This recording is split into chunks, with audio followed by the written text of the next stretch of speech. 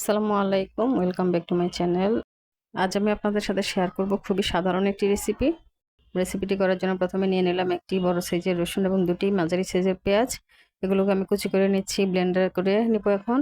যারা আমার ভিডিওটি দেখছেন প্লিজ ভিডিওটিতে একটি লাইক দিয়ে দেবেন এবং আমার চ্যানেলটিকে সাবস্ক্রাইব করে দেবেন। যারা এর মধ্যে আমার চ্যানেলটি সাবস্ক্রাইব করেছেন আপনাদের সকলকে অসংখ্য ধন্যবাদ। এর জন্য আমি কেটে নিলাম দুটো মাঝারি সাইজের আলু এবং দুটো বেগুন কেটে নিচ্ছি। আমি এই রান্নাটা করব এখানে পাঙ্গাস মাছের মাথার কাটা, লেজ এবং পেটি দিয়ে প্রথমে হালকা লবণ এবং হলুদ মিশিয়ে মাছগুলোকে ভেজে নিচ্ছি।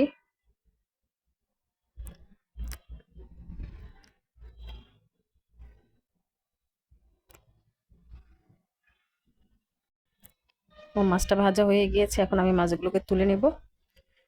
মাছ ভাজার যে তেলটা ছিল সেটা আলাদা একটা ফ্রাই প্যানে দিয়ে দিলাম। দিয়ে দিচ্ছি এর মধ্যে সেই পেঁয়াজ এবং রসুন ব্লেন্ডার করেছিলাম সেটা।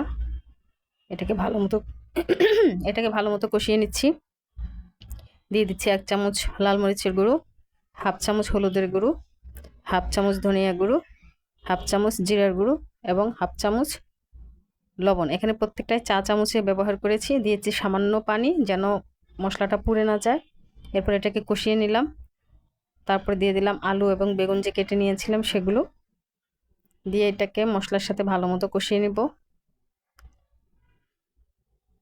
আমার এখানে মিশানো হয়ে যাচ্ছে।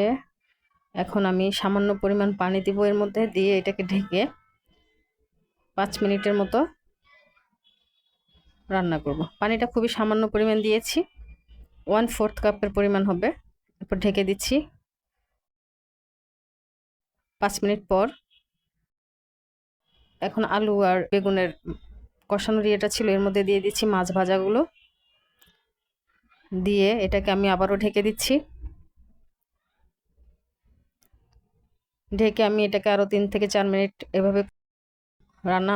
3-4 মিনিট পর ঢাকনা তুলে আমি এই তরকারিটাকে একটু নেড়ে দিচ্ছি, নিচ থেকে যেন লেগে না যায়। নাড়িয়ে তারপর এখানে দিয়ে দিচ্ছি আমি 1.5 কাপ পরিমাণ গরম পানি। এখন আমি গরম পানিটা দিয়ে দিব। আলুগুলো দেখেন সিদ্ধ হয়ে গিয়েছে। পানিটা দিয়ে দিলাম, দিয়ে এখন আমি এটাকে ঢেকে দিব। ঢেকে রান্না করছি। রান্না হয়ে গিয়েছে, আমি এখন এটাকে সার্ভিং বলে ঢেলে নেব। ধন্যবাদ সবাইকে।